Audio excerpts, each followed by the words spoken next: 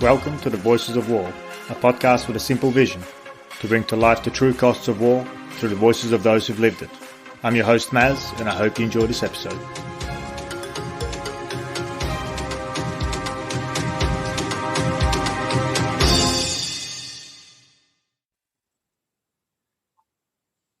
My guest today is Gregg D. Caruso, who's a professor of philosophy at SUNY Corning. He's also a visiting fellow at the New College of Humanities in London, an honorary professor of philosophy at the Macquarie University in Sydney. Gregg is also co-director of the Justice Without Retribution network, housed at the University of Aberdeen School of Law. His research focuses on free will, moral responsibility, punishment, philosophy of law, jurisprudence, social and political philosophy, moral philosophy, philosophy of mind, moral psychology, and neurolaw. He's published numerous books, including Rejecting Retributivism, Free Will, Punishment and Criminal Justice, Just Desserts, Debating Free Will with Dennett, both books this year's publications, Free Will and Consciousness, A Determinist Account of the Illusion of Free Will, Exploring the Illusion of Free Will and Moral Responsibility, Science and Religion, 5 Questions, and others. He joins me today to talk about free will skepticism, moral responsibility, and our collective views on punishment. Gregg, it's a true pleasure to host you on the Voices of War. Welcome. Yeah, thank you for having me. Looking forward to chatting. I must say, I dare say a lot of my audience might be slightly perplexed by this episode. But I really do think that it's highly relevant to our discussions of conflict, war, and so on, as I hope we'll unpack as we go through. But maybe before we delve into the world of determinism and free will, maybe we can start with hearing a little about your journey into philosophy and particularly the philosophy of free will. How did you come into the field? Yeah, it's always hard to analyze oneself and figure out how they end up where they do. But I started off as a jazz major pursuing music and thought I was going to be an upright bass player. But I went to a school in New Jersey that was well-renowned for their jazz program, but I just happened to fall in with some philosophy students and started taking some philosophy classes along the way. And by my third year, I had accrued enough credit to essentially get a philosophy degree. So I had this sort of conflict as to which route I was going to go. And a lot of it was just luck, in terms of the people I met. And it turned out that the group I had sort of formed as friends all went on to be professional philosophers. So we started having reading groups and discussions outside of class. And, I always had that interest. I'd always been interested in these sort of big theoretical questions.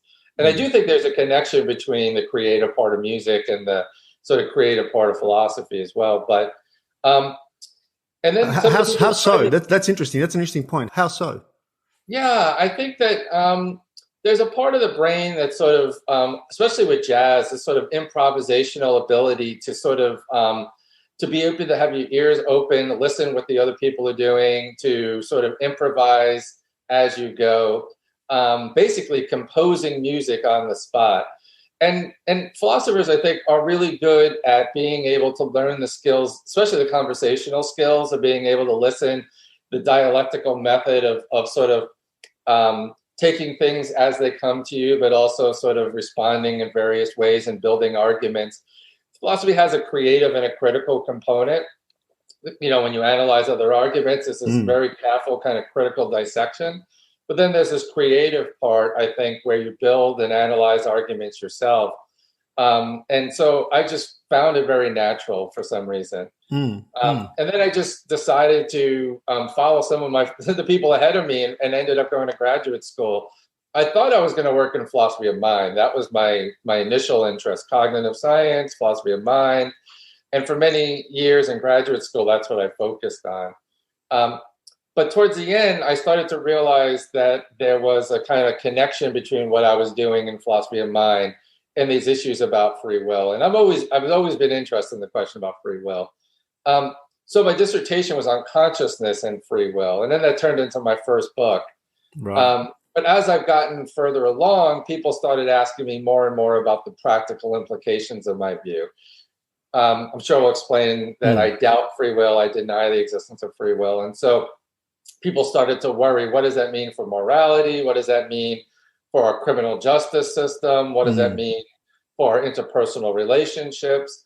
And I thought maybe I'd do this for a couple of years and move on to some other topics. And yet I've gone down this rabbit hole. So a large part of my career has been focused on cashing out these various consequences of free will skepticism for different domains of our lives, including the criminal law, including criminal justice, public policy, but also how it affects our emotional and interpersonal relationships in terms of attitudes like moral anger and resentment and retributive impulses and punishment and things like that. I mean, these are all amazingly deep and complex topics, but I think bringing it down to free will, it's such a fundamental question about who we are as individuals, as as a species, and it is also quite a visceral subject. I subscribe to the same line of thinking, and I've just read your book, Just Desserts, and I must admit I sided with you the whole way through. So perhaps I'm slightly biased, but I would consider myself a free will skeptic. A lot of my listeners will know that I'm a long-term meditator, and I think that's something we'll touch on later on about the idea of self. But maybe before we unpack some of the questions that go with it, and maybe even why it's such a touchy subject, maybe you can lay the land for us. What are the kind of principal positions that exist in this debate? Because I think that will give us a nice launching platform to then delve deeper into some of these questions. Yeah, sure. I'll try not to overwhelm people with terminology because it could get quite complicated quickly. But there are different possible ways that one could question or notions that could threaten the existence of free will.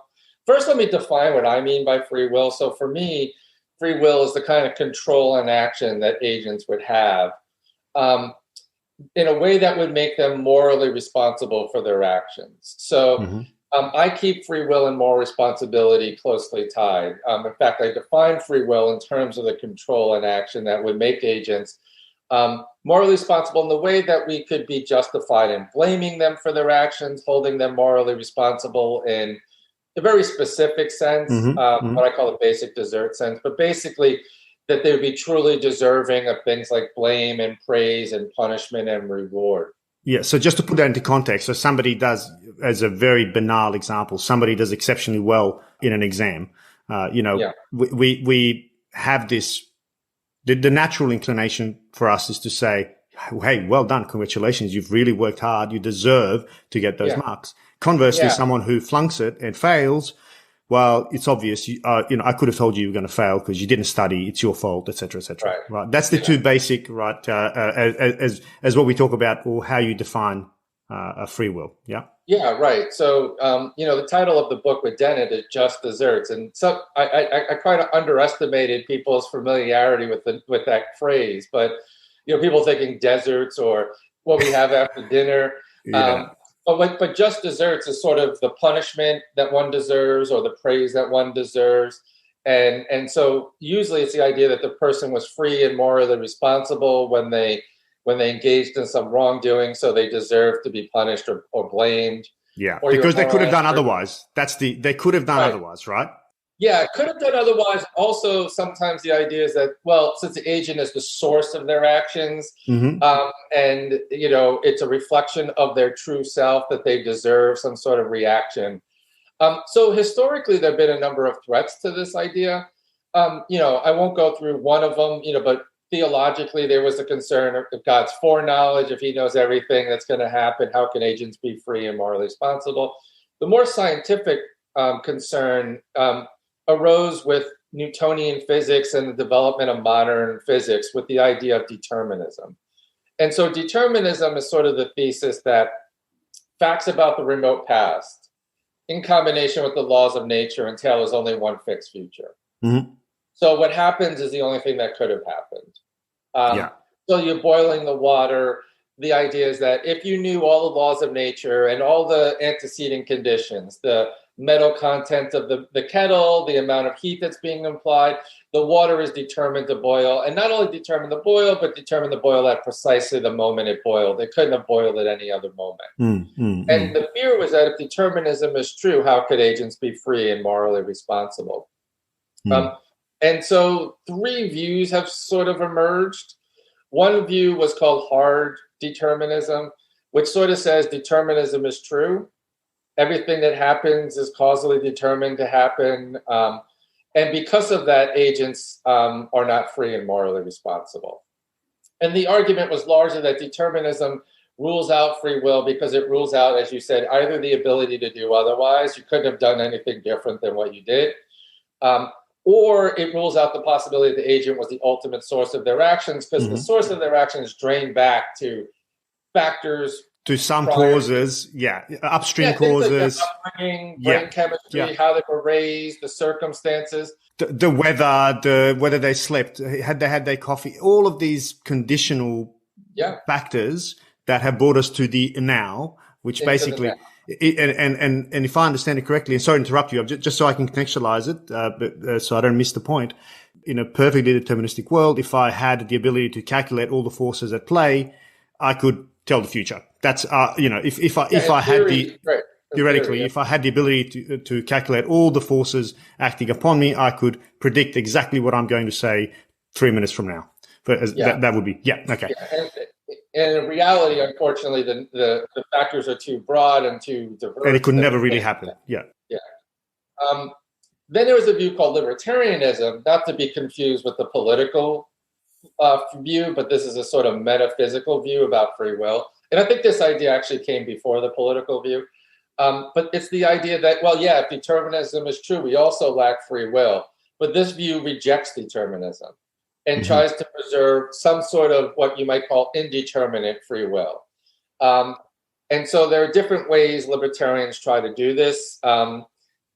Nowadays, some of them will point to quantum mechanics as evidence that maybe there's some fundamental indeterminacy at the lowest level of the universe, and that somehow it could rise up or percolate up to the level of human agency. Right. So a randomness, I'd imagine. So it's the now interplaying with everything that's come beforehand to now. The things could have different types of outcomes could follow. Okay, interplaying with some random everything, keeping everything exactly the same.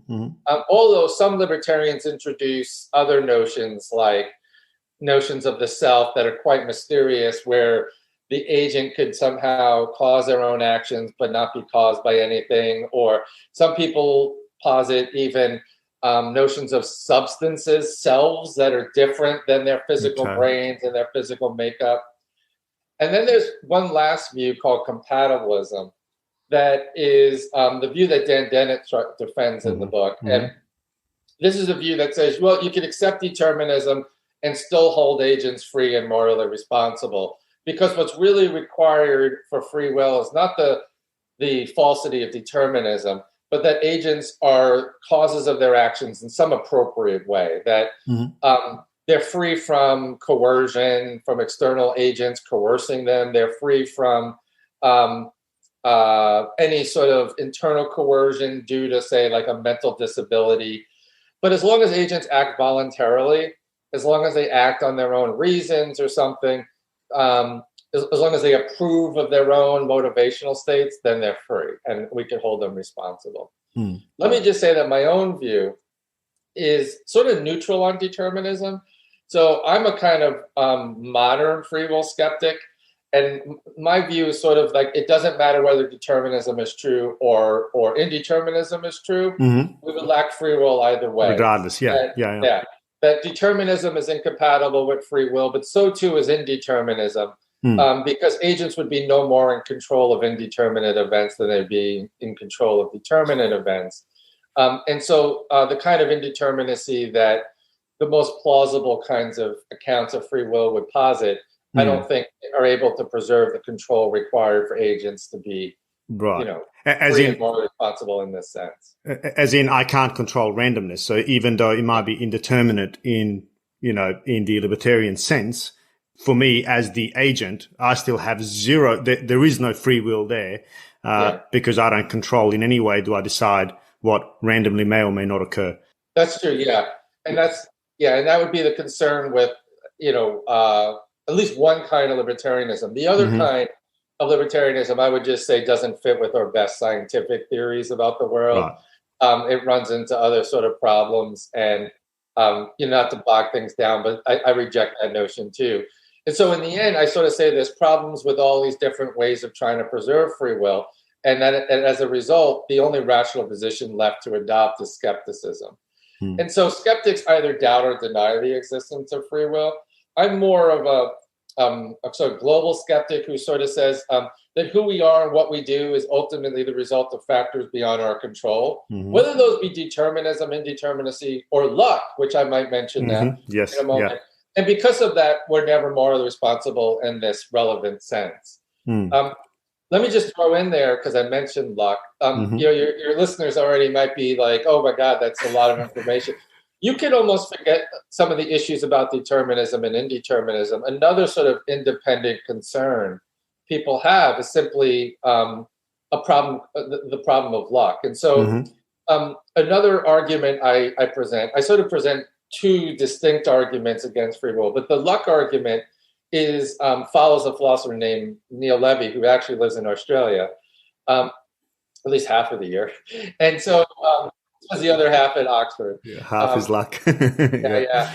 And so the idea is that our actions would be the result of either two types of luck. So there's what's called constitutive luck, which is the kind of luck that makes you the person you are. Constitutive luck is the kind of luck that shapes you as an agent, your psychological states, your predispositions, your likes and dislikes. And constitutive luck could be a byproduct of, who you were born to, who your parents were, what society you were raised in. Genetics. Whether you were rich or poor, right? Genetics. All these factors that you ultimately have no control over, right? Yeah. And then there's what's called present luck, which is luck around the time of action. And that could be the luck of what thoughts come to me in that particular moment, whether my mind wanders or doesn't wander, what reasons become most salient, or what reasons weigh most heavily when I'm making a choice or deliberating. Whether the color of the wall could somehow be affecting me in a way that I'm unaware of, or whether situational factors could be influencing me in ways that I'm not aware of. And that would be present luck. And then the argument is that constitutive luck and present luck swallow all. That our actions are the result of either constitutive luck, present luck, or both. And luck undermines free will and moral responsibility because, again, it's the result of factors beyond the control of the agent. Yeah. And so whether the threat is determinism, that everything that happens is determined by antecedent conditions and the laws of nature, or whether the threat is luck, I argue that we have good reason for denying that agents are free and morally responsible in this fundamental sense. Yeah. Again, I've been nodding along as you were saying, because that speaks a lot to me in the way I've come to think about things. I think I was first introduced to this kind of idea of the environment having an impact. I think it was Kurt Lewin. The behavior is a function of the environment and the personality. So it's an interplay of the person and the environment. That's what's going to determine behavior. And I think that for most people, that's something that's quite acceptable. Most of us, when we start having these discussions, we can comfortably agree that, of course, the environment has an impact. If I haven't slept for 48 hours, I'm basically legally drunk. And everybody who hasn't slept the night knows what that feels like, and therefore it could affect your deliberations, your choices, your actions, everything, right? So it's just and I think the sensitivity is at the point of now. This is where which is why I think Dennett's position is probably the most palatable to people, because it's the one that allows you to kind of, I don't want to say sit on the fence, because he doesn't sit on the fence. He's quite precise about what he means. But it allows you to accept determinism up to now, that everything that I am right now is because of everything that's happened before. And we can all trace our lineage and our lives back to why we are the way we are. If this is why we go to psychologists, right? To explore how our childhood has impacted the person we are now. Yeah, exactly. But people are very sensitive to this idea of, well, hold on, but the future, I have I have the power to decide. I have free will. Why do you think we are so? And I've literally seen visceral reactions when I've had these debates with people where, I've in some way would try to walk them down the path of trying to agree with me that really, free will is an illusion, if that. And there's oftentimes a visceral response and a physical response as though I've somehow threatened them. Why do you think that is?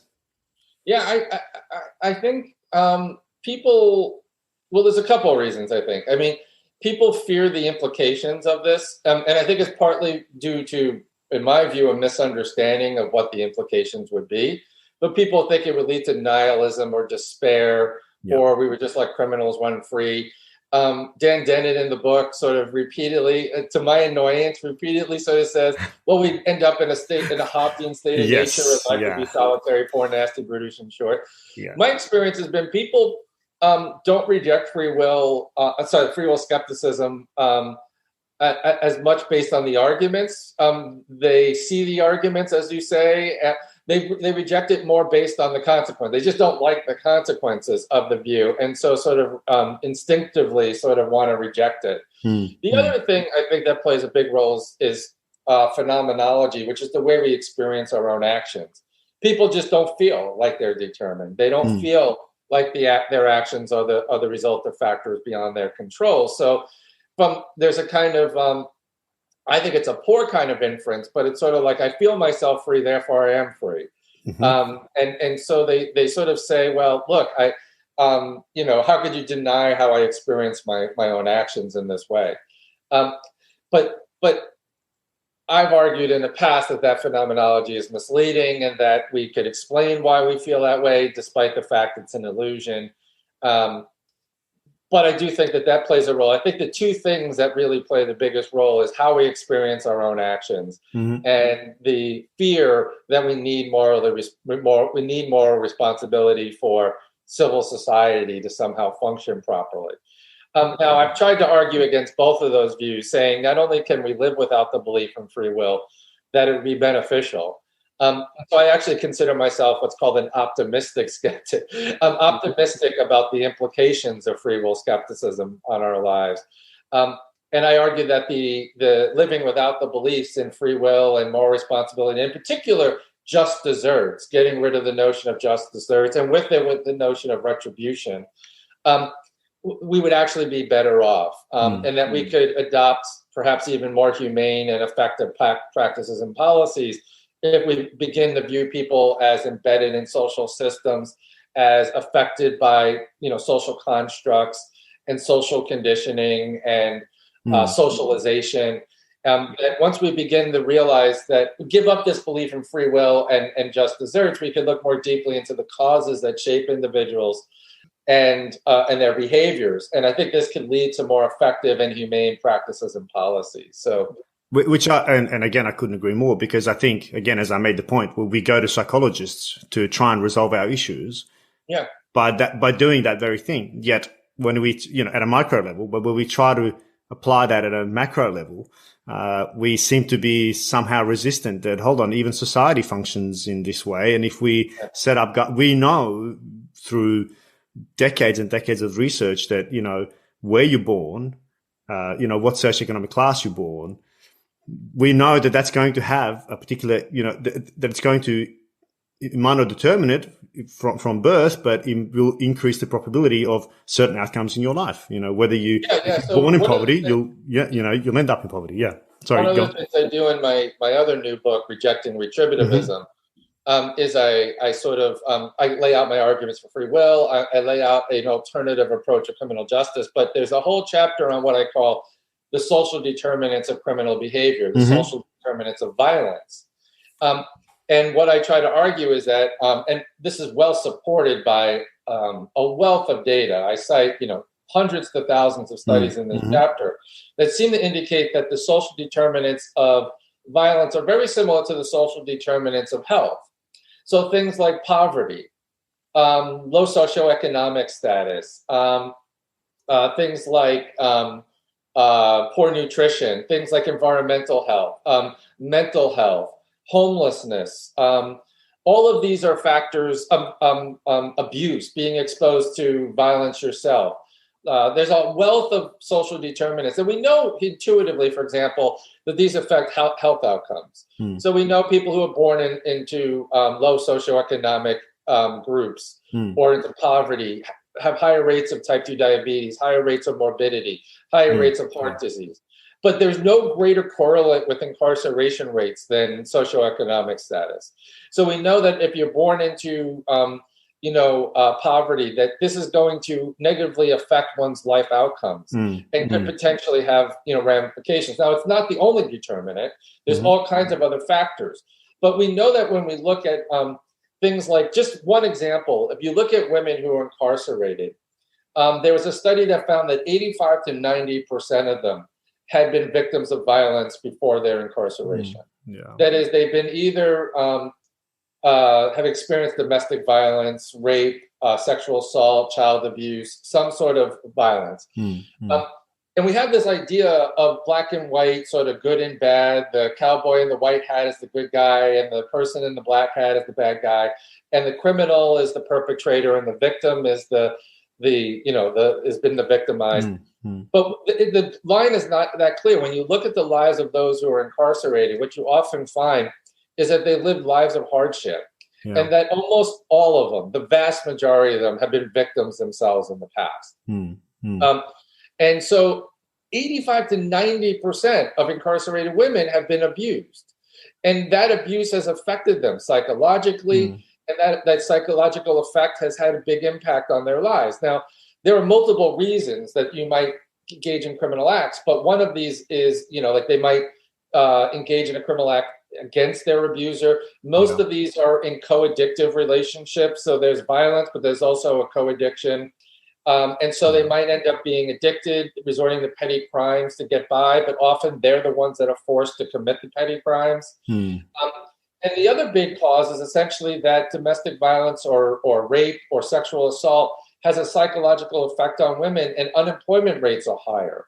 So they're suffering from essentially, post-traumatic stress disorder and other kinds of psychological effects of the abuse. They can't hold steady jobs. And because they can't hold steady jobs, their incomes are negatively affected, which causes them to resort to petty crimes to get by.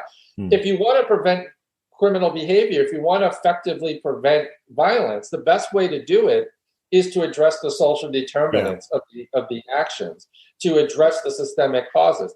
And the same is true across the board. Like, for example, there's a study done on men that committed violent acts in a prison in Boston. And what they found was 50% of them had been beaten as children. And 40% had seen someone killed in front of them. Just think about that. 40% of those people incarcerated committing violent crimes have themselves seen someone killed. And that's because if you grow up in a community of violence, if you grow up in an inner city where there's gang violence all around you all the time, that's going to have an effect on your life. And we also know that high stress environments have an effect on people. Well, they rewire the brain, right? Yeah, it has a direct effect on brain development. The gray matter of the brain is thinner in people who grow up in poverty than people who grow up in wealth. And we know that the neurological development is affected by the circumstances. The neurological development affects behavioral development and moral development, which affects their outcomes, their behaviors. And so the more and more we learn about how these social determinants affect outcomes, the more I think we should begin to view individuals more holistically and see them as embedded in these systems. And it also should tell us that one of the things we need to do to successfully prevent these poor outcomes is to shift the focus to prevention and social justice, to addressing the systemic inequalities that cause these outcomes in the first place. I mean, the way I see it, the way I explain it in my mind is, we go through life, and every interaction with every person, every circumstance, every moment, we hit some sort of a bumper. And that bumper, it's almost like a never-ending pinball machine, right? And I'm the ball that's hitting various bumpers as I'm going along. And every bumper is a person or a circumstance. And that changes me in whatever minute way or major way. Something might change me significantly and dramatically. And what for somebody born into, abject poverty, while it's easy for us to sit on our high horse and say they have the chances, if they really wanted to, they could. And also because we use that, small percentage of people to manage to get out, to escape the trap. Well, look, they can do it. Right? Yeah. But then when we explore we peel it back and you realize, well, hold on a minute, they managed to hit different bumpers. There were different people along the way that bumped them in a different direction. Exactly. It's a matter of luck, right? Yeah, so exactly. It can be a matter of meeting a supportive teacher who introduces them to a hobby that turns into their passion. Someone who helps you fill out a scholarship application or like whatever, just pure. Or the luck of just meeting a friend who diverts them in a different direction. And so it seems, and it's sad, but it seems like, this, especially in the United States, we have this idea of the causus sui, the person who could lift themselves up from the bootstraps and overcome all their circumstances, that they're purely self-made. Yeah. And it's really built into the mythology of America, this mythology of meritocracy and the American dream. But it's also wrapped up in the idea, and it's very much associated with the political right in the United States. This idea that, well, because I'm purely self-made, I deserve all the praise for my accomplishments. But equally, those that fail are somehow deserving of condemnation. That if you're in poverty, it's due to your lack of effort. It's due to your laziness. It's due to your own free will. And this mythology has reigned for a long time. In fact, I get Daniel Dennett to agree to a quote by Ronald Reagan in the book, which was interesting, which is a quote that I think Ronald Reagan made way before he was president. But it was something like, we shouldn't, every time we have to get beyond the idea that every time a crime is committed, that it's society's fault, and we have to return to the notion of individual responsibility. Of course, Ronald Reagan was also one of the main drivers of mass incarceration in the United States. And so the idea is that, if you have a hammer, everything looks like a nail. If you view everything through the lens of individual responsibility, everything, the right response to wrongdoing is punitive. It's to punish. Yeah. But to punish the woman who's already been victimized, right, for now having the negative effects of that victimization seems like double jeopardy, right? You got screwed in the initial lottery, and now you're being penalized the second time for having, not overcome those poor effects on you. Now, I have an argument for, we're not going to just let people run free. We're not going to just let, violent criminals walk the streets, but we have to view them differently than this kind of purely reactive approach that's based in the idea that all wrongdoing and all moral behavior, right, deserves praise and deserves the rewards. And the same thing is, economic policy in the United States is largely based upon this kind of mythology as well, right? To reward those who succeed. Well, those who succeed often have, a number of advantages and matters of luck that give them these advantages.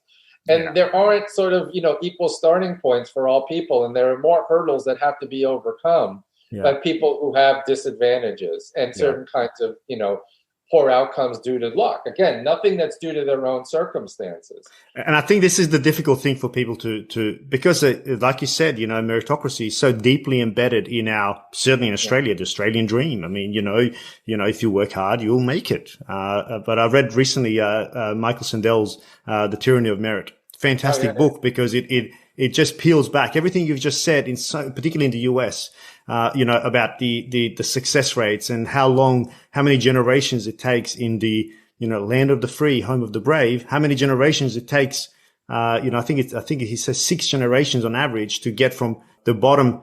I'll forget the figures, won't be accurate, I think, but kind of the bottom 10% to the top 10%, something like that. It takes 6 generations, which is not part of the American dream. That is not, the American dream is that you can be a migrant and work hard, and, within your own lifetime, you can go from rags to riches.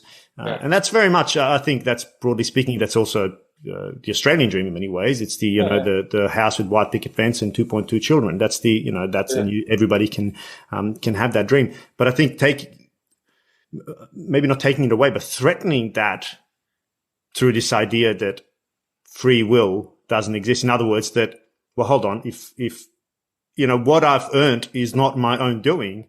I think that puts that's a significant pressure on one's identity, because we identify with our professional achievements, we identify with who we are, with our peer groups, our social standing, and that's part of the idea of success. Is that you need to climb the social hierarchy. Yeah, sorry. Let me say something. So I want to make sure that people don't misunderstand the skeptical view, because although I deny that agents are basically morally responsible in this basic sense.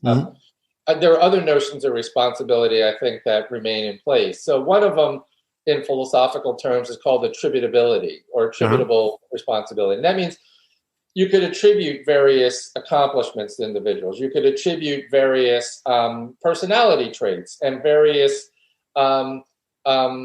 achievements. I don't deny those, right? So for example, there's a great example. I don't know if I use it in that book or elsewhere, but there's a quote I use from Albert Einstein. He was interviewed in a newspaper, and he was a free will skeptic. He was a determinist, and he denied free will. And they asked him about his accomplishments of general relativity and his scientific theories. And he says he deserves no praise for them, which is a kind of radical idea, right? But he acknowledges that, who he is and the byproduct of his achievements are due to factors ultimately beyond his control. Now, I think you could say that, but you could also attribute to Einstein creativity. You could attribute to Einstein originality in his thought. And you could do that by basically relational kinds of assessments of his peers, right? You could say that compared to other physicists, he was more original. You could say like Miles Davis was more original than maybe other trumpet players were at the time. You could attribute creativity. You could attribute personality traits like his work ethic and his stick-to-itiveness or whatever virtue he had. You could say they belong to him. You could say all of that without saying that he self-made them, and that he somehow deserves praise for them. So the idea is that we could still say that these achievements are yours; they belong to you as a person, and that we could attribute various traits to individuals. We could also say that individuals are causally responsible for various outcomes. We could say all of that again without thinking that they were self-made and that they are deserving of ultimate, basic.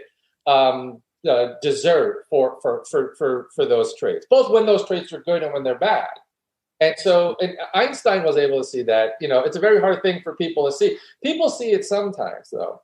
For example, when one turns out well as a moral person, sometimes upon reflection, people could see and say, you even hear them say things like, well, that was because, thanks to mom and dad. Or, I was raised well. That might even be a common retort someone says when you say, oh, you're such a good person. And you could say, well, thank my parents for that. And that's a kind of acknowledgement that my moral character was shaped by how I was raised and the kind of moral education and moral direction that was given to me by these outside forces, particularly your family and your parents. And that's a kind of acknowledgement that sometimes we could see. But then we tend to want to forget it when it comes to other types of achievements, other types of character traits. But when you really reflect upon those character traits, like I used to like, weird examples, but, I use this kind of example with my students. I say, I'm not wearing a black shirt today, but I tend to wear a lot of black shirts. And so one day a student asked me, like, why do you always wear black shirts? And I was like, that's a great question. Let's think about this. And so let's say I'm in the store. Right? I wore a black shirt because my closet is full of black shirts. But let's go back to when I purchased the black shirt. And I'm standing there in the dressing room. And my wife might hand me a yellow shirt. She said, like, you really need to diversify your wardrobe. So let's take that moment when I put the shirt on and I look in the mirror, okay? Well, I'm looking in the mirror and I put on the yellow shirt and I react. Now, we don't control that reaction. We have no ultimate control over our likes and dislikes. We are reacting to our likes and dislikes and our preferences. And then I put on the black shirt. I'm like, oh, that's cool. I'm going to buy the black shirt. Now, I'm making my choice based on my habitual likes and dislikes. But my habitual likes and dislikes have been shaped by factors that go back my whole life. How I was raised, also the climate in which I'm raised. If I was raised in Hawaii where it was sunny all the time, maybe I wouldn't like black. Some of it might have to do to my personality. Some of it might have to do with I grew up in New York City and came to maturity in New York City. And so the fashion sense and the peer influence of other people, those kind of things all influence your likes and your dislikes. Yeah. But if you don't control your likes and your dislikes, if you don't control your reactions, and your choices are a byproduct of those likes and dislikes and reactions, then you're not ultimately controlling the choice. Yeah. It might feel voluntary, right? And that's what we can also ascribe to a voluntary reaction, because yes, it feels like I'm making a decision, but when you really pull it back, it's a decision that ultimately is beyond my control. Yeah. It's like my wife doesn't like mushrooms, and I just say like mushrooms. That pisses her off more, because you can't just flip a switch and like something that you're habitually, or maybe it's a texture issue or something. And so you can recondition yourself, but the causes for those reconditioning would itself be the byproduct of factors beyond my control. What drove you to do it? Exactly. Yeah. Well, yeah. Like say I eat chocolate all the time, and I believe there's chocolate in the kitchen, and I desire chocolate, and so I always seem to be eating the chocolate.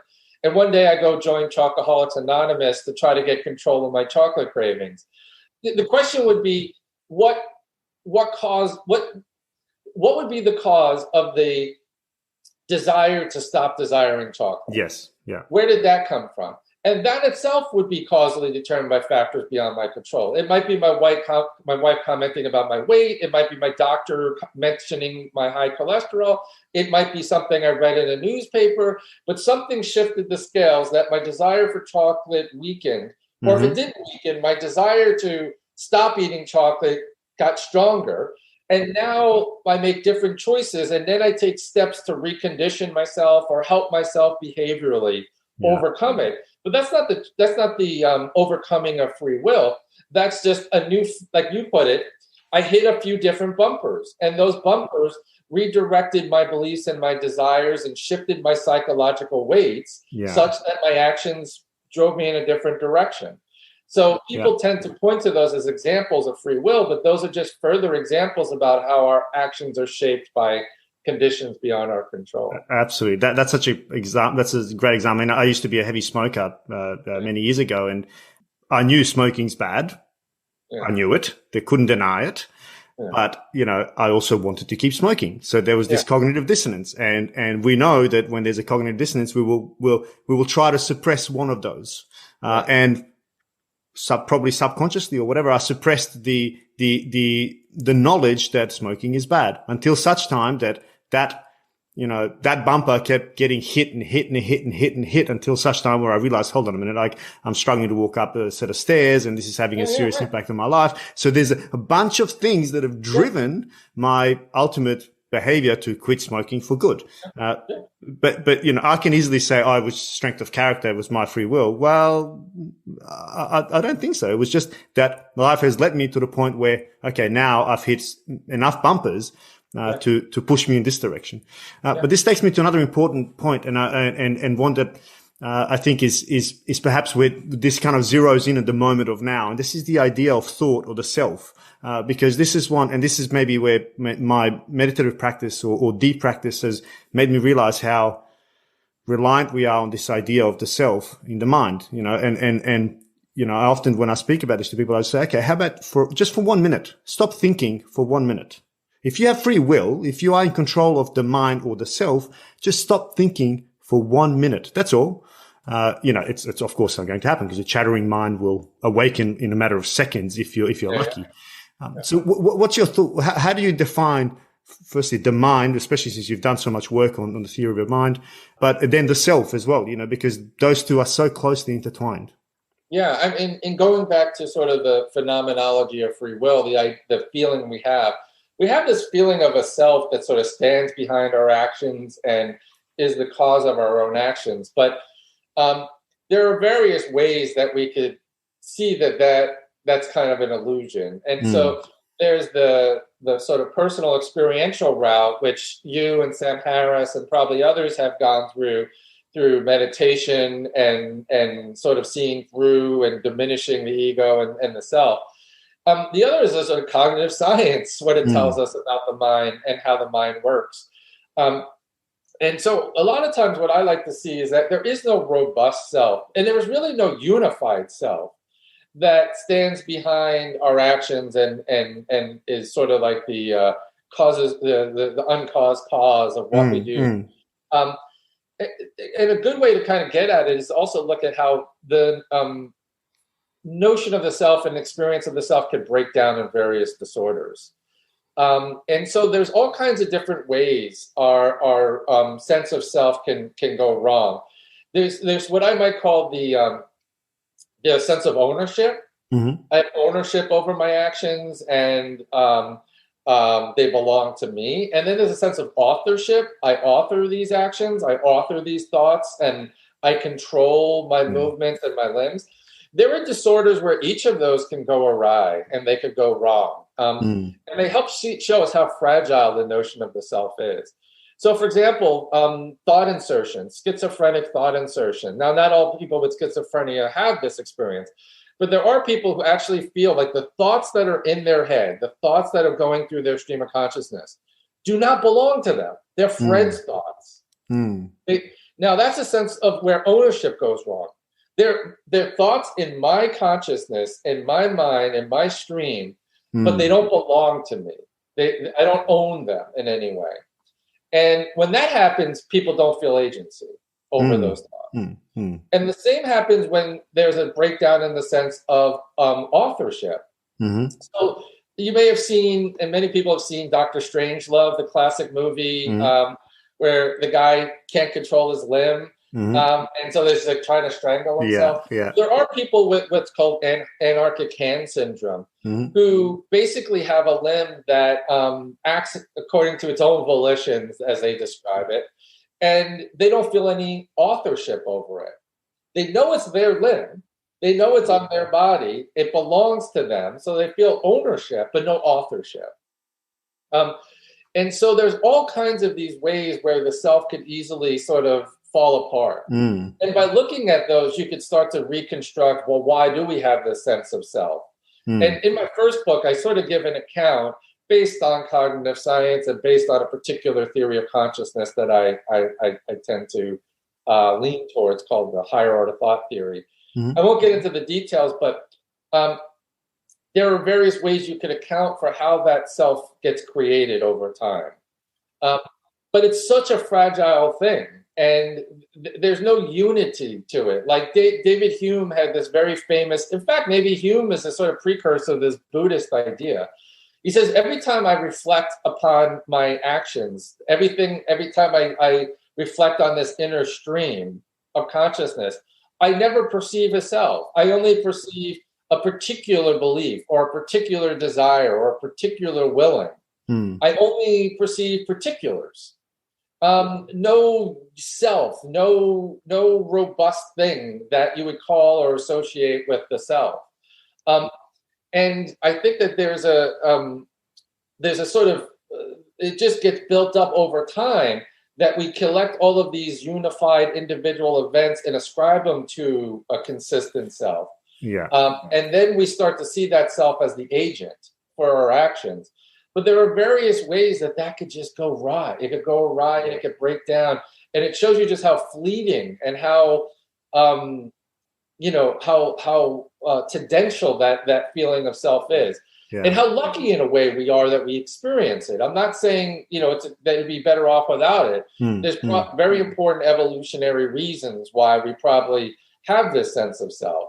But it's kind of unique. And one thing that always sort of struck me is that we feel agency over certain types of mental events, but not others. So we feel agency and free will over sometimes our thoughts or sometimes our actions, but we don't have the same feeling about what I would call sensory states.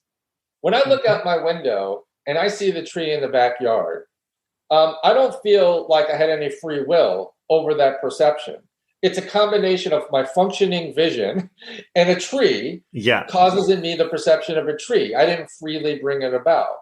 And we have that feeling about most sensory experiences, the pain, the mosquito bite. I didn't freely cause those things. They are my perception of what's happening to me. But we don't feel that way, or we feel more, I think, agency over my political belief. Or over my musical tastes, my desires for certain artists, or my desire for black, or my preference for black. Yeah. I feel like I choose that. I control that. But my argument would be that both of them are the byproduct of causes, and both of them are a byproduct of factors that are triggering various things. And but we experience them differently because the way we represent them to ourselves. We represent sensory states as caused by some external thing. And it's usually because it's present. Yeah. When I experience a tree, other than illusions, it's because there's a tree there, and it's the cause of my perception of a tree. And so I attribute that. You can attribute it easily. Yeah. We can't necessarily easily see the causes of our beliefs, our desires, our preferences. And they're usually just diffused. They're not just one cause. The cause for my political belief, for example, is not going to be one singular event. It's going to be a host of different events. Yeah. And so it's harder for us to identify them. We don't represent them to ourselves in the same way. Yeah. And evolutionarily speaking, it would require too much cognitive energy to represent those states along with their causes. There'd be no benefit. But there is a benefit, evolutionarily speaking, to represent not only the pain, but the cause of the pain. Because, well, I want to make sure I remove myself from the circumstances that are causing the pain. So there's an evolutionary benefit that we evolve so that we represent certain states along with their causes, but we don't do so for others. For others, yeah, and for some are simpler because they're so self-evident almost. You know, there's a lion. Well, you know, I don't need to think about this much. I know exactly where this is going to go. But for my thoughts or my thinking patterns or, you know, even my choices, quote unquote, you know, if we had various dials for all the various forces that might impact, you know, have impact in vitro life, you know, it's just a matter of turning these dials ever so minutely differently for different people, as they inevitably would have, you know, through the different bumpers that we've hit in our lives. But to calculate that will just, well, in fact, it's impossible because you can never really know all the forces that were at play, that it's turned my dials one way or another, which I think, again, it brings us down to the absolute inevitability of, you know, that, you know, things have caused what I am now, and things going forward, you know, will also be caused by what's happening around me now.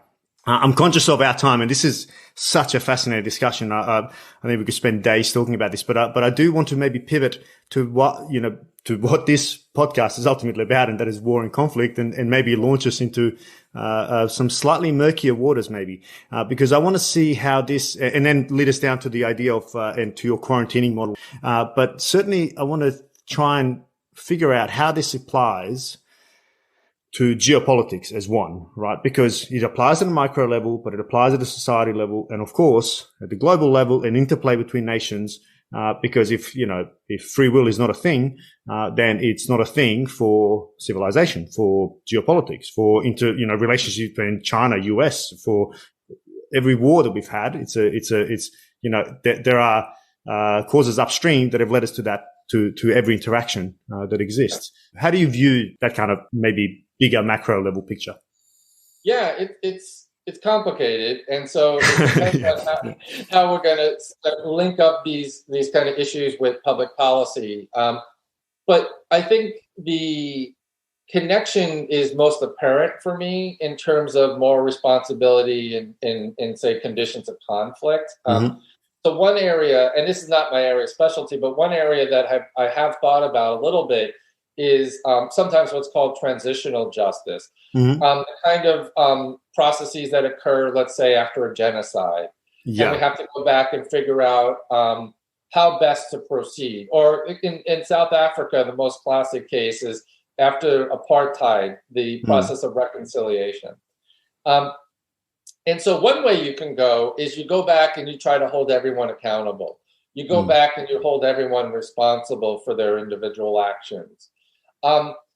That's one process, and that's retributive. And that might be that we go back and we want to give all of those people their just desserts by punishing all the war criminals and punishing all the individual actors who committed wrongdoing during this kind of war or conflict or genocide. The other approach is what they employed sort of in South Africa, which was you can, and I think this is more consistent with free will skepticism. is that you could first engage in a kind of fact-finding mission. There's nothing in free will skepticism that doesn't allow us to acknowledge wrongs. So, for example, what I call axiological judgments of right and wrong and good and bad, those remain in place, even if we reject the idea that individuals are deserving in some basic sense of punishment or blame. So the idea that even if, say, a criminal with a certain kind of neurological disorder, a brain tumor, goes on a shooting spree and kills a bunch of people, we would not attribute freedom to that individual because it was a byproduct of this tumor. Yet we could still say that what he did was bad, and what happened to those people was wrong. There's nothing preventing us from saying that, and there's nothing that requires free will for us to say that. We can still make those axiological judgments. But we wouldn't hold him morally accountable. Right. And so we can do the same in cases where we could say that what Hitler did was wrong. And we could say that the actions can be judged. We could have a fact-finding process, and this is what they did in South Africa, acknowledge the wrongs done. But instead of seeking retribution and payback, they decided to move forward, engage in a process of reconciliation to reconstruct and basically to do the best they could to affect things moving forward. And so I think on the geopolitical level, there's different ways one could go, and I think different circumstances have to be discussed differently. But on one level, I think that one thing we often do is spend too much time looking backward and too much time seeking blame, where what would be most beneficial would be to consider forward-looking factors like reconciliation, forward-looking safety, what would make us most safe, what would provide the best outcomes. And in an interpersonal level, you might also say moral formation. I care about you as an individual. I want to do what would be effective in shaping you as a moral being. If you think about it on the interpersonal level, like me parenting my daughter, for example, she does something wrong. Well, I could be retributive. I could resort to moral anger or backward-looking blame.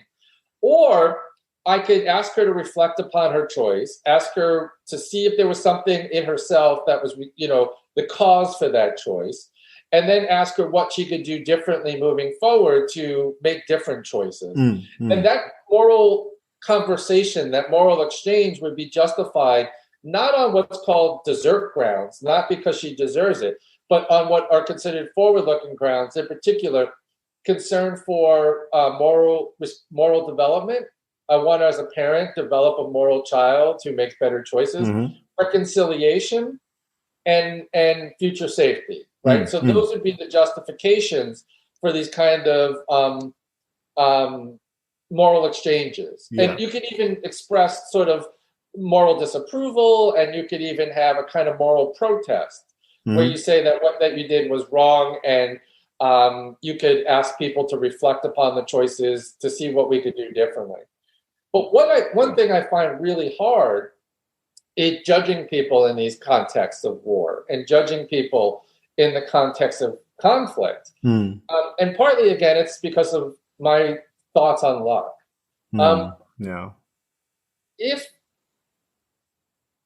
If you're a child born into a war-torn region, and your choices are jump on that pickup truck, grab a machine gun, and start killing this group, or join the other group and jump on that pickup truck and start killing the other, or say, I'm going to try to stay out of it, but by doing so, see your sister raped and mutilated and sold into slavery, your mother slaughtered, maybe your own hands cut off as a consequence. Would you be capable of murder in the right context? And I think that what we often forget, we tend to think of ourselves as having such moral fiber and moral strength that I wouldn't engage in certain types of acts. I could never engage in any kind of atrocities. But the sad fact, I think, is that almost anyone is capable of anything in the right circumstances. And it's by the good graces of luck, that therefore for the grace of God go I. Well, therefore, but the grace of luck go I. Yeah. That if I were unlucky enough to be thrown into those circumstances, if I were unlucky enough to be put in exactly that same situation, I myself might have engaged in exactly those same acts. I was just lucky enough not to be morally tested in that particular kind of way. Yeah. And no one wants to acknowledge this about themselves. But like, if you were a 16-year-old growing up in Nazi Germany, and you were socialized to have those beliefs about Jews and disabled people and gypsies and other groups, if you were socialized to have these kinds of attitudes, if you were raised in this political and economic situation, if you were put to the test of having authority figures tell you to engage in certain acts, would you have the strength to pass that test? Yeah. And I think the only thing we could say is we're just lucky not to have been tested in that. That's right. Yeah. And that unfortunate person was unlucky to have been tested in that way. Yeah. But that's a test. That's a moral test that is a byproduct of luck. We just don't know how we would, what we would do. And I think it's very hard for me to morally judge individuals in those kinds of contexts. That's not to say, again, that what they did was right or good or excusable, or that some people should just be let to go run free and say, okay, that was just the context of war, and so we'll wash it all clean and there's no consequences. But I do think we have to think about it differently. Yeah. And I think the more we learn one last thing, the more we learn from psychology, the more we learn from things like the Milgram shock experiments, where the person just says, turn it up. And most people turn it up. Yeah. Right? And you would say, I would never do that to an innocent person. That's right. Shock them to the point on the meter where it says fatal. Yeah. But people will do it. Because someone in a lab coat told them to do it. And the more we learn about situationalism and how context can drive individual actions, I think the more we realize that people don't have the strong moral character that we tend to think we have, that it's much more situational, and that there can be things that situationally can affect our behavior in ways that necessarily, aren't because of some deep-seated values we have, but because, some authority told us to do it, or because of peer pressure, or because the context of war or conflict. And so I think that it can affect our geopolitical policies and our attitudes if we begin to think more about the circumstances. Absolutely. And that's one of the things that I'm trying to wrestle with, because notwithstanding the point you made about genocide, because I come from a country where, Bosnia, where genocide, is a real thing and was a real thing.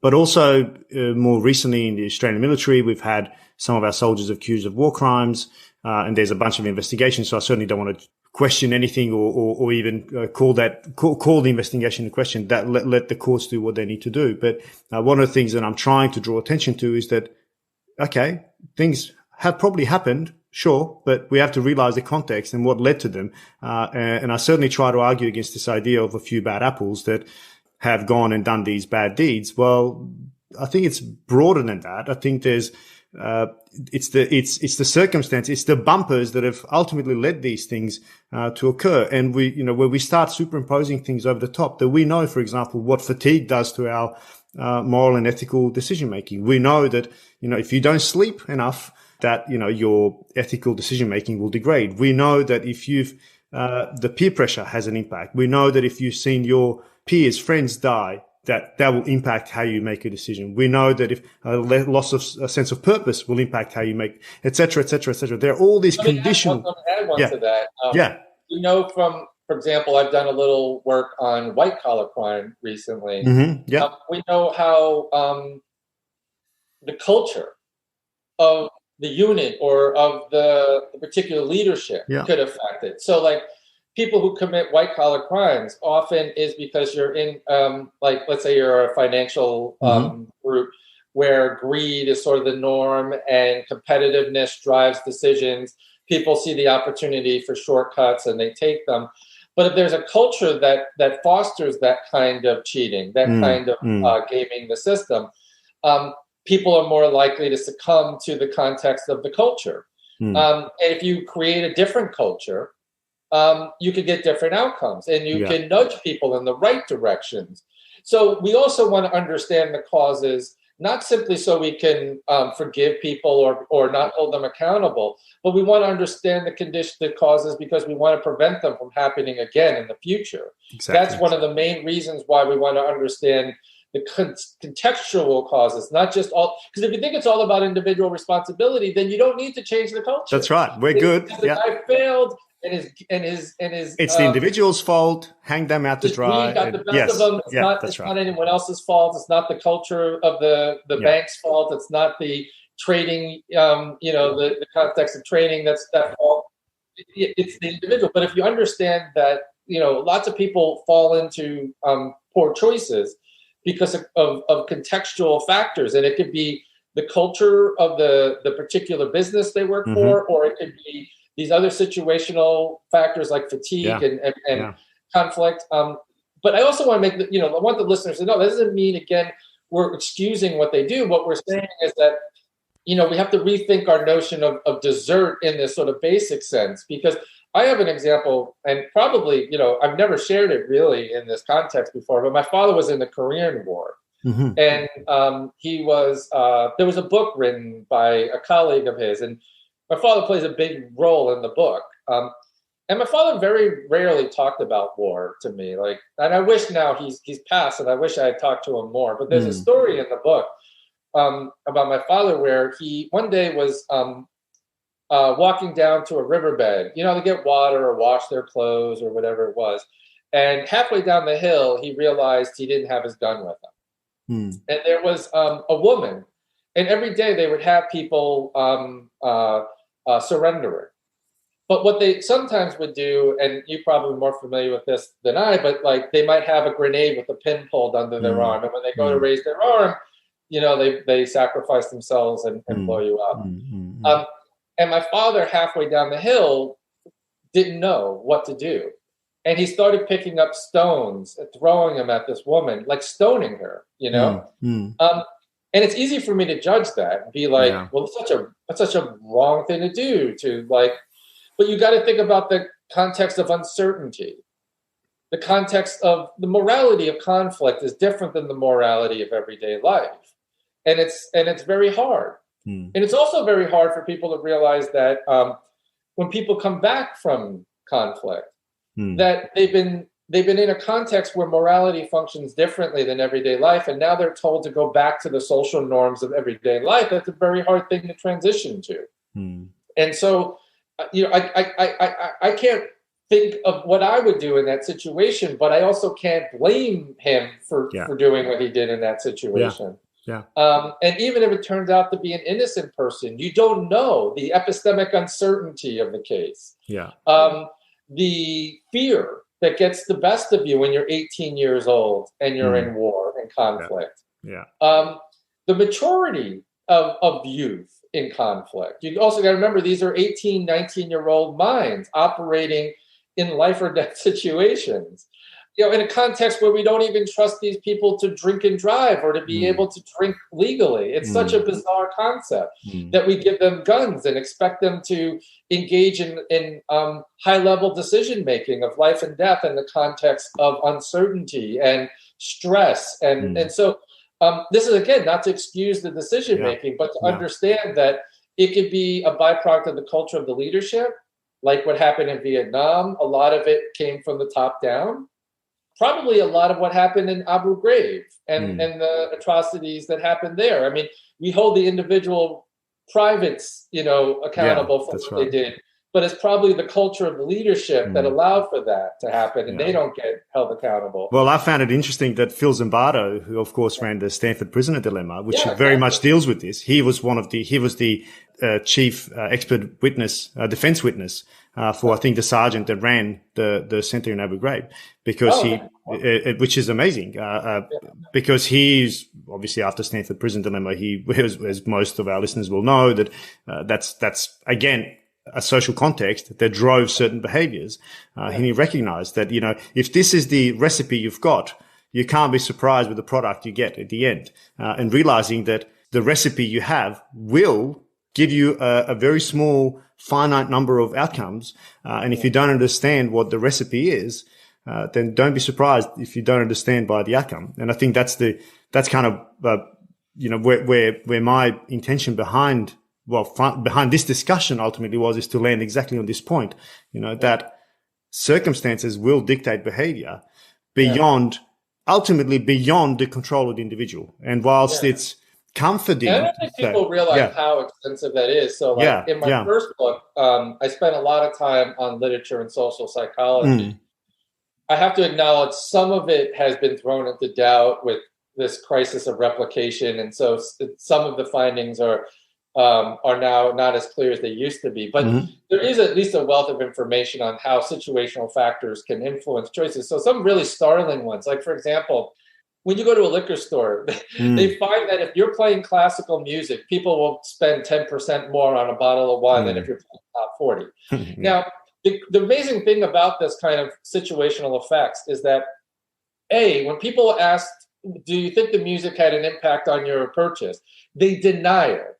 So not only are they not aware of the situational effect on their choice, they deny that there was any situational effect on their choice. And yet we could see over and over again how easy it is for these factors to influence our choices. And so I laughed about the color of the wall, but we know that, for example, colors of the wall can influence mood. And so I can almost guarantee you that if you go to any psych ward in the country, you're not going to find the walls painted fire engine red. Yeah. And that's because they're painted soothing, calming colors. And so are schools, because they know certain colors could have certain effects on one's emotional states, and those emotional states could affect behavior. There's a number of really rich examples of how these situational factors, like there's an example that goes back, it's, I think, sort of the birth of this literature, when they had payphones around cities. And so they placed a dime in the return. So a lot of people check the return to see if there's any cash in there before they make a phone call. And then they had someone, an actor essentially, walk by and drop papers. And the effects couldn't be any greater. What they found was 90% of the people who found a dime in the return stopped and helped the person. Only 10% of the people who did not find a dime stopped and helped. Now, if you ask the person, why did you help or why did you not help? You're going to say something about your own moral character, or you're going to say, the person was in need and so I helped them. And you might think, well, I'm the kind of person that would help someone in need. But what these findings show is it's not really about character. It's about circumstances. And so the general explanation is that finding a dime, even though it's kind of inconsequential, puts one in a good mood.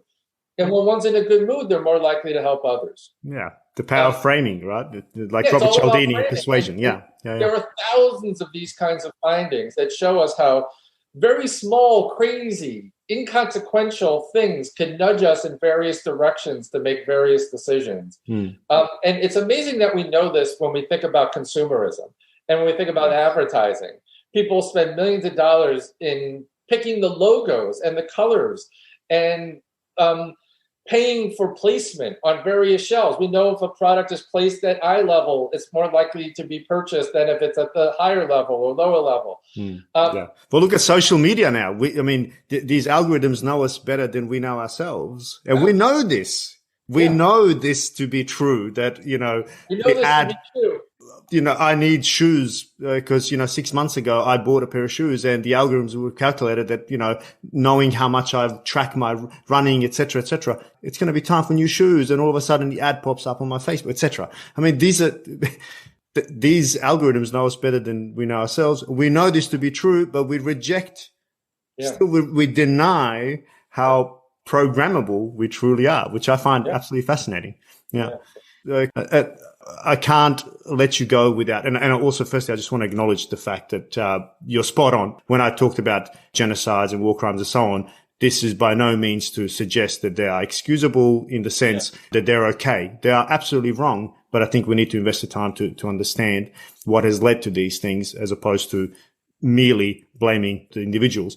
But I just want to touch on your quarantining model, because that's a critical question, because if we do accept free will skepticism, or if we deny that free will exists, I think one of the inevitable responses, certainly that I experience with most people, so what, you just let every criminal, do what they want, and, what's going to stop me from, now, becoming a murderer, etc. How do we deal with crime, if we on a kind of societal level, accept that, well, hold on, conditions do create behavior, and therefore we can't just blame the individual as we have in the traditional sense.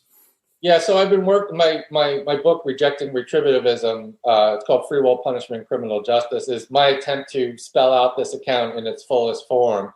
But I've been developing it for a number of years, and it builds off of work done by Dirk Pureblum as well. It's called the public health quarantine model, and it has the public health part and the quarantine part. So the quarantine part is pretty straightforward. The idea is something like this. Well, free will skepticism is true, then no one is morally responsible in this basic desert sense. And so therefore criminals wouldn't be morally responsible in this basic desert sense. But neither are people with communicable diseases. So let's say I travel to Australia to have a drink with you in person or something, and along the way I contract Ebola. And so I test positive when I arrive in Australia. I think that everyone would agree that the state would be justified in quarantining me and limiting my liberty. And it has nothing to do with the fact that I have free will or morally responsible for having contracted the Ebola. Retribution and punishment doesn't even seem fitting in this context.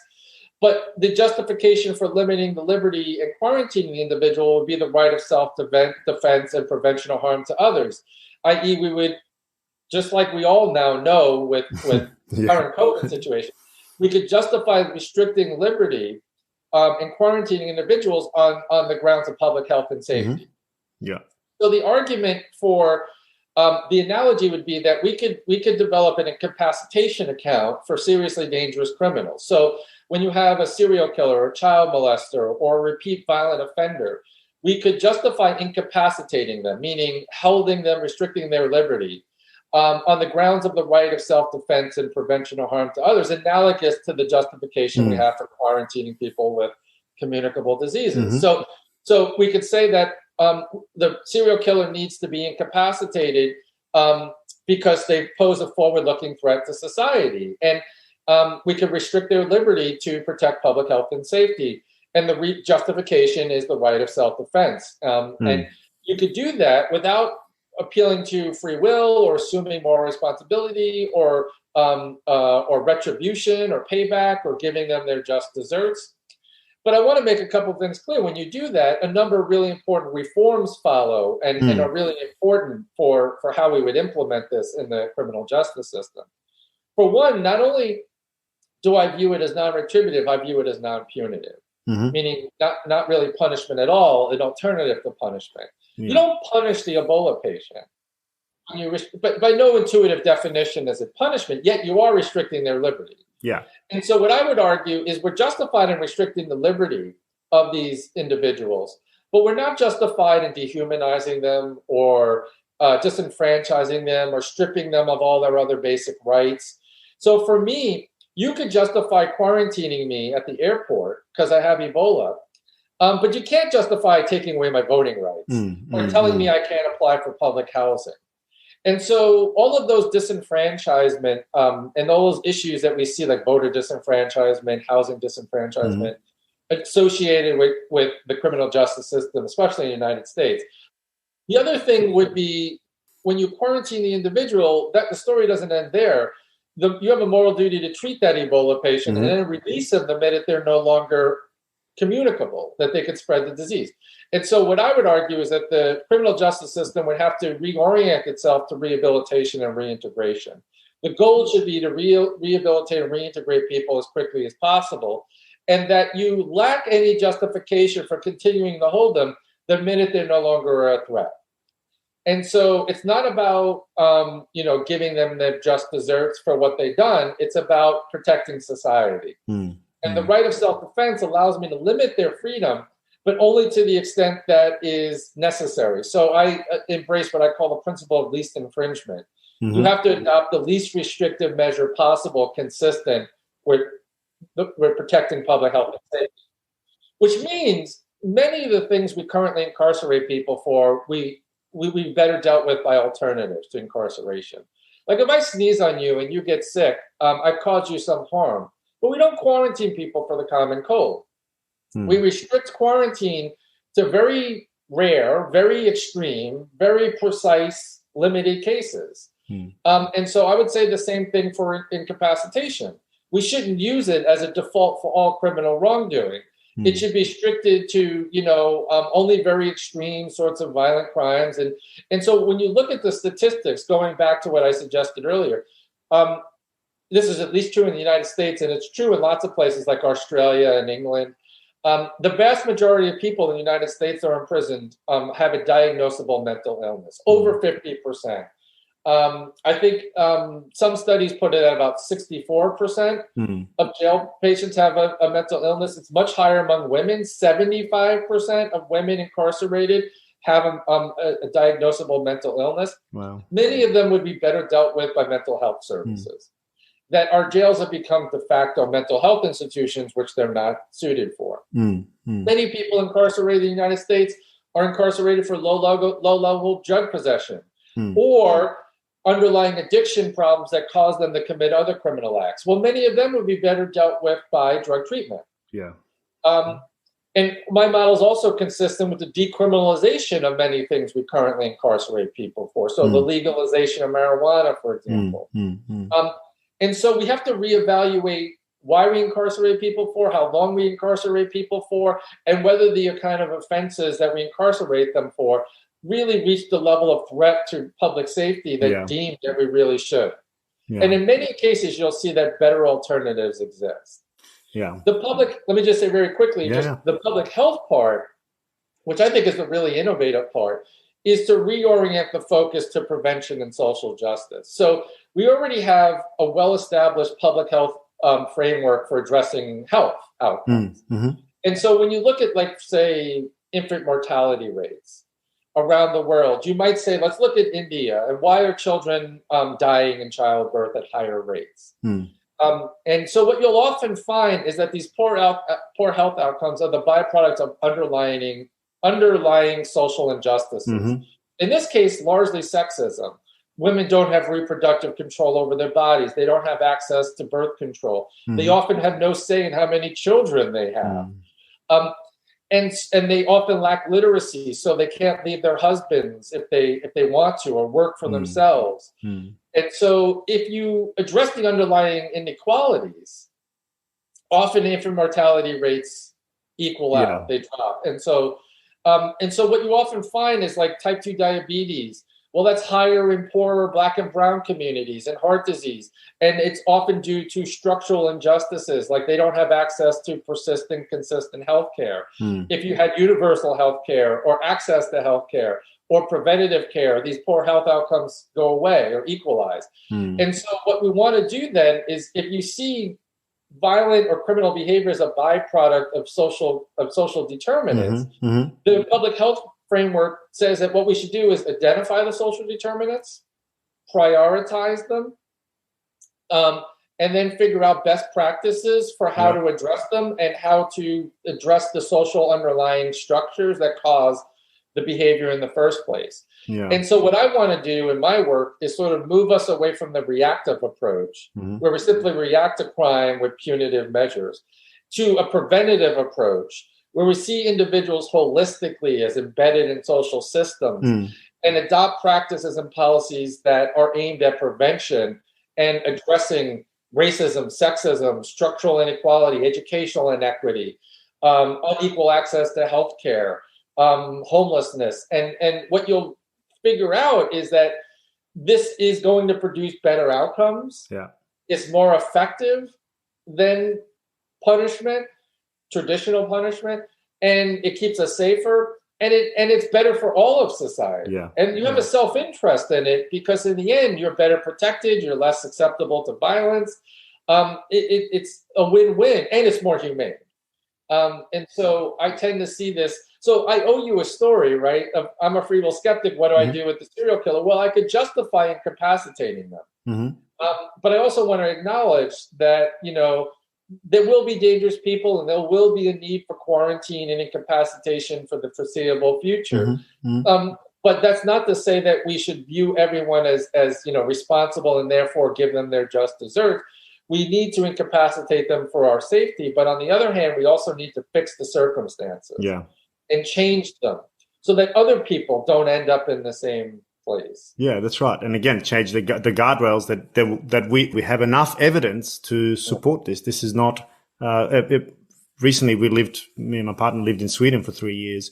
Oh yeah. The Scandinavian countries. I mean, it is just it is a different relationship between the citizen to the state and the state to the citizen, and how you're viewed, and the guardrails that exist to allow you, not necessarily equal outcomes, but equal opportunity. In the at least from what I could see, most well-meaning way. Right? It's not utopia, and there isn't utopia, but it certainly has many characters that I would like to see in the Australian society as well. The way the state is viewed and the way the state views the citizen, I think is vastly different to what we used to. And also it's far more empathetic. And I think this is what you're suggesting, as well as the idea of free will skepticism.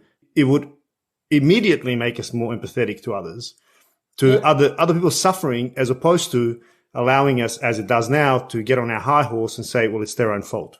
Yeah, especially when you realize, given the wealth of data, that crime is more a byproduct of circumstances than the people. Yeah. In that, again, the lives of the individuals if you go into a prison and you look at the lives of those people who are incarcerated, they're filled with hardship and abuse and injustice. Yeah. And there's,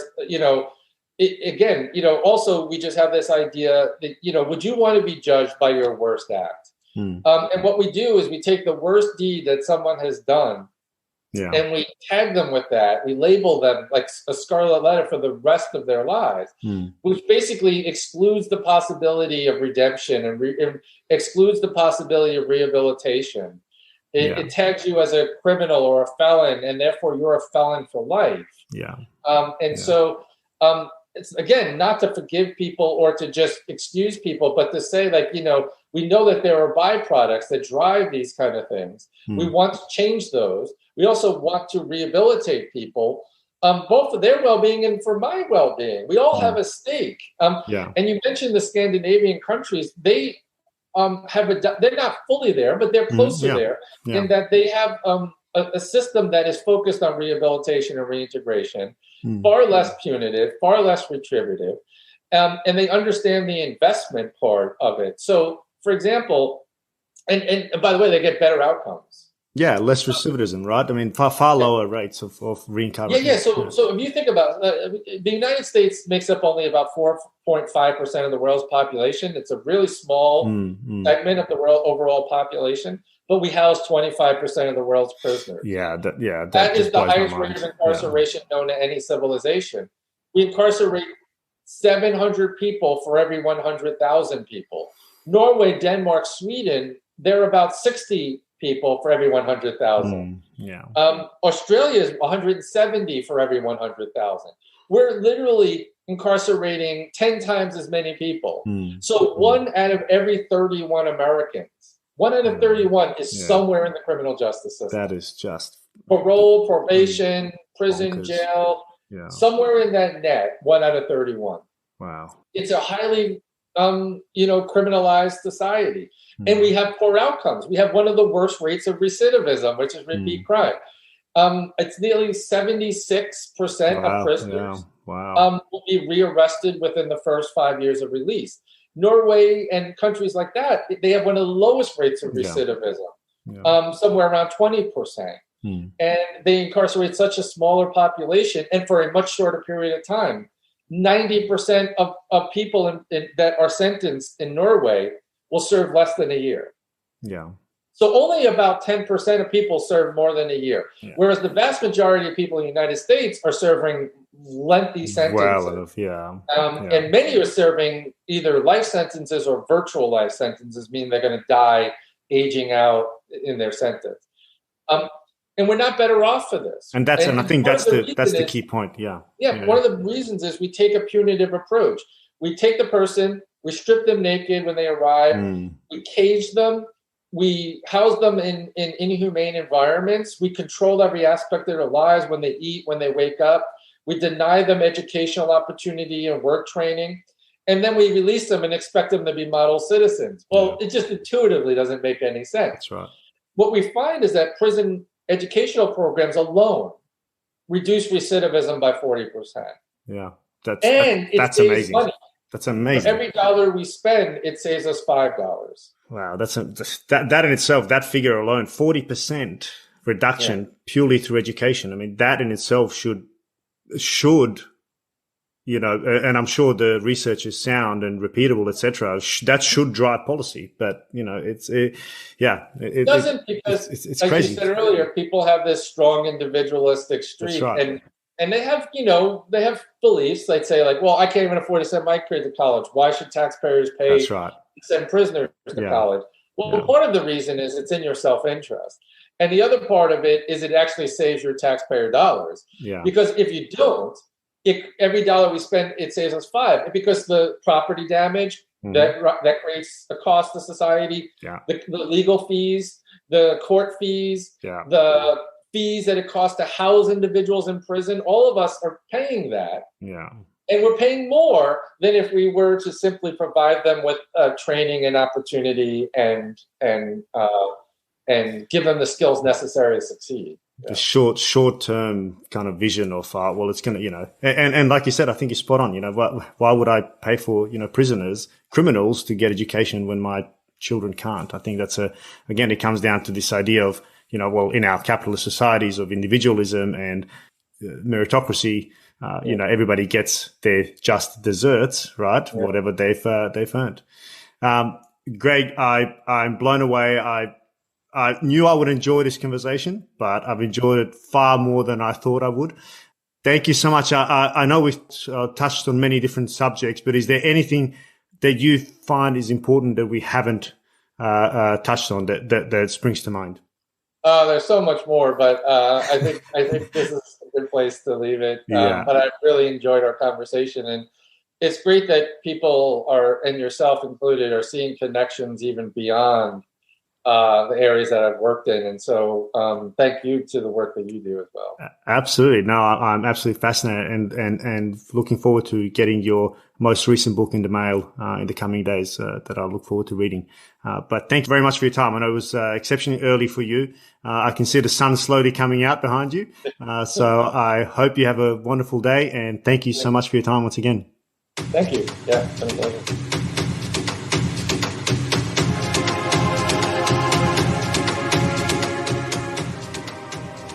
Thanks for joining us for another episode of The Voices of War. You can access all episodes on www.thevoicesofwar.com or by subscribing wherever you get your favorite podcasts. And while you're there, please give us a review, as we'd love to hear what you think. If you'd like to recommend a guest for the show, you can reach me on info@thevoicesofwar.com.